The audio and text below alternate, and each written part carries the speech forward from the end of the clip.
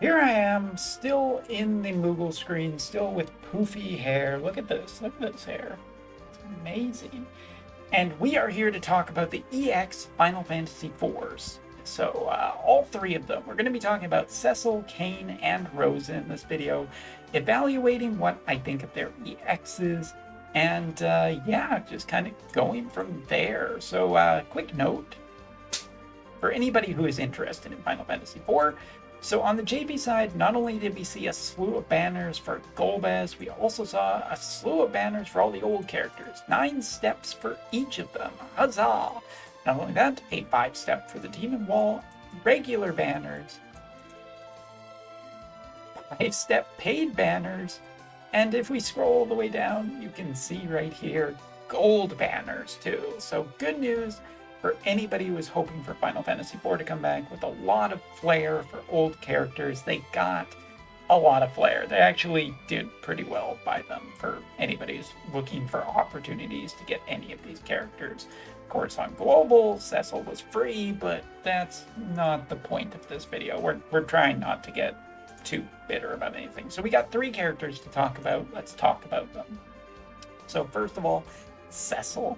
Cecil is a character that I remember when I heard about him on the live stream, I thought he was really exciting. When he came to the game, I was really iffy about him, and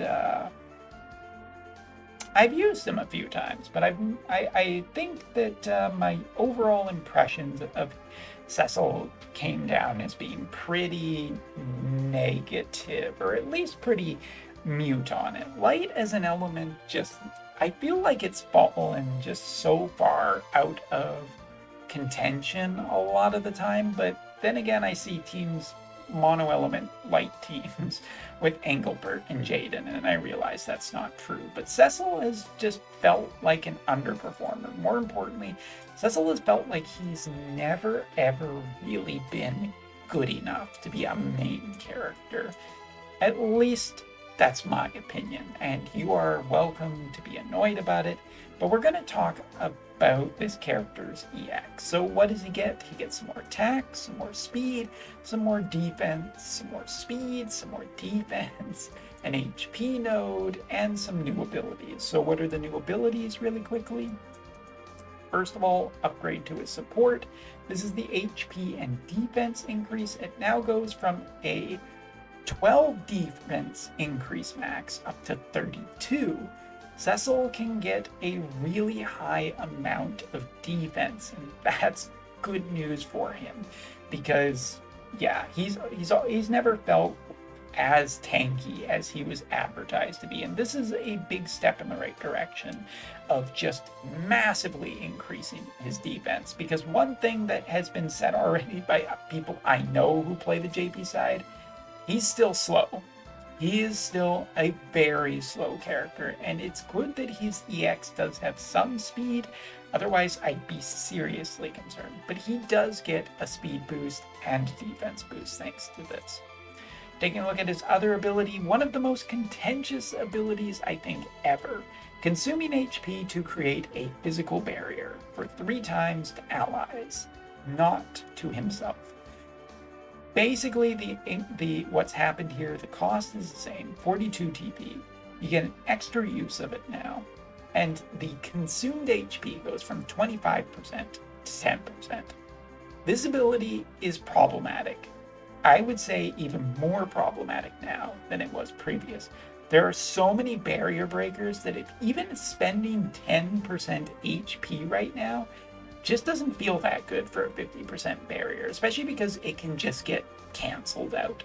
There are plenty of high tier characters that are wide use that can break barriers, and essentially then you've lost 10% HP off your team, you've used a fair amount of TP, and you didn't get really anything out of it. So this ability is still kind of nice, and I'm really glad they improved it because I think it was a travesty before at 25% of Cecil's HP.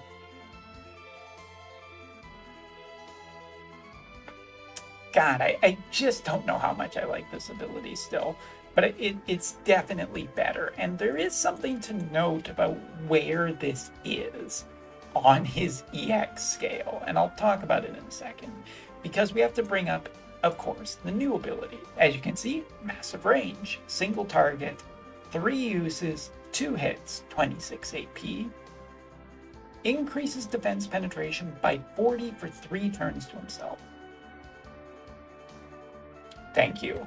This was needed, like, so badly. Cecil really needed, he's kind of always been a brawler, but he really needed access to being able to do more damage more effectively, and getting through defense is important. And thankfully, unlike Golbez, who only has this for Spirit on a single turn for a single attack kind of thing, this allows him to use it for, for more of his abilities. So this is a buff to essentially his entire kit.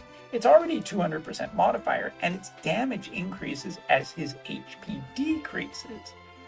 Now this comes into a question of whether or not you want to upgrade this ability, because if you upgrade this ability, you're effectively nerfing his job level 25 ability, but is it really worth killing yourself when your opponent's already trying to kill your guy anyway? Not sure. I'm going to say this. I think that Paladin Cecil got a really good upgrade in terms of defense, survivability, and speed for what it could have been, how bad it could have been, how nothing it could have been. This is a good increase to make this character notable, and I think a solid recommendation. I still don't think that he's going to break the mold or be meta, but he's way more viable now than he used to be. So, and I know people stood behind him before and used him to good success. I didn't find that so much, but I think that his EX goes a long way to improving him, is what I'm saying. So there you go. All right, let's jump over next to everybody's favorite pointy spear guy. You know, he's not as good as that Oberyn character, but whatever. Anyway, Kain. And Kain, as you can see, is a character I maxed back at the time. I think he was really great back in the day, and kind of fell out because of the introduction of EXs and characters that countered him, because Kain was everywhere at a certain point on the JP side, and that is a thing to remember. So what kind of buffs are we getting here? So let's take a look. We got some speed, some dexterity, we got more speed, some attack. He gets an HP node and some more attack. Taking a look at his buffs to his abilities, first of all, increase attack by 60% for self and decrease defense by 5. Now gets upgraded to give him defense penetration of 25 for himself and acquired AP by an extra 30%. Very good. Not a ton of defense penetration, but I'm not worried so much about that. What I'm really just happy about is that he does get any of it. He was already a really good damage dealer. He's still going to be a good damage dealer. Now he's a better damage dealer. And the acquired AP just reduces that kind of AP problems that characters can have. So that's great. Taking a look at his abilities that get upgraded. So here we have, this is of course the damage ability that I think it's like what is it? Let me just double check here before I get it wrong. The 220 that also decreases healing power. So same amount of uses, goes down to only a 21 AP cost, so more affordable, especially with that AP increase, but also dispels to ignore fatal damage from the target, so gets rid of guts. And considering that this is a really high powered damage dealing ability, yeah, that's a good get. If you can hit your opponent with this, and there was a good chance they were going to die, and Guts is going to keep them alive, that's gone now. I think this is great. Really like it. Not much else to say about it. New ability turned out to be really good as well. So taking a look at it, as you can see, AoE reduces counter chance for 3 turns to the targets that are hit by this.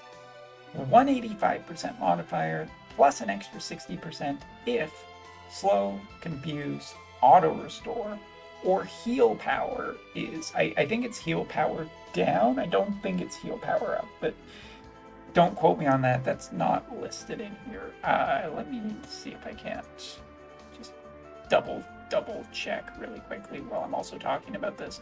So 27 AP is not a huge cost. 3 uses is really good. Its casting time is what, 120, I think?